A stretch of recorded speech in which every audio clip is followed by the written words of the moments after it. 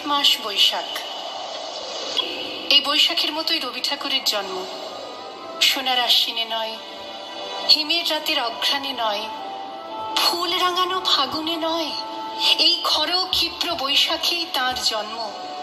এই খ্যাপা বৈশাখের গৈরিক তিলক দিয়েই সাজানো তার জন্মদিনের ললাট। বৈশাখে প্রকৃতির নতুন জন্ম, আমাদেরও নতুন জন্ম এই বৈশাখে, 25শে বৈশাখে, রবি ঠাকুরের জন্মদিনে। দেখতে হয় না ক্যালেন্ডার, জিজ্ঞেস করতে হয় না তারিখটা কবে, আগে থেকে বুকের মধ্যে সাড়া ওঠে 25শে বৈশাখ আসছে, রবি ঠাকুরের জন্মদিন। বছরে একটা দিনের জন্য তারা নতুন হয়ে যায়। চারপাশে নীলে লালে সবুজে হলুদে রঙিন ফুলের আলপনা, মাঝখানে খয়েরি রঙের সুতোয় রোজ দুপুরের না ঘুমানো চোখে কাজের ক্লান্ত অবসরে বোনা হয়ে চলেছে সেই 4টে লাইন।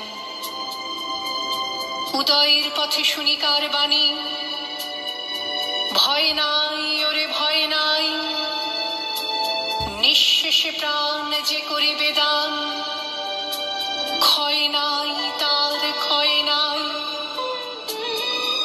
শুধু কি সূচি কাজে? না, বিদেশকে চোখের সামনে দৃষ্টান্ত করে রাখার আন্তর্জাতিকতা রবি ঠাকুরের। আমাদের সংস্কৃতিকে মাটির কাছাকাছি এগিয়ে নিয়ে যাওয়ার সংকল্পে রবি ঠাকুর। আমাদের সভ্যতাকে দানবের হাত থেকে ছিনিয়ে নেওয়ার সংগ্রামে রবি ঠাকুর। আকাশে মাটিতে মনে এত যে বৃষ্টি পড়ে, তার ছন্দ রবি ঠাকুরের। এত যে ফুল ফোটে, তার গন্ধ রবি ঠাকুরের। তাই প্রতিদিনই তার জন্ম, কোনো দিনই তার মৃত্যু নেই। কালের কালা পাহাড় এসে কোনো দিন যদি ভারতবর্ষ থেকে সমস্ত ঠাকুরের পুজোর প্রদীপ নিভিয়ে দিয়ে যায়, তবু একটি ঠাকুরের বেদি চিরকাল থাকবে মাটির সঙ্গে গাঁথা। কোন ঠাকুর? রবি ঠাকুর। রবি ঠাকুর।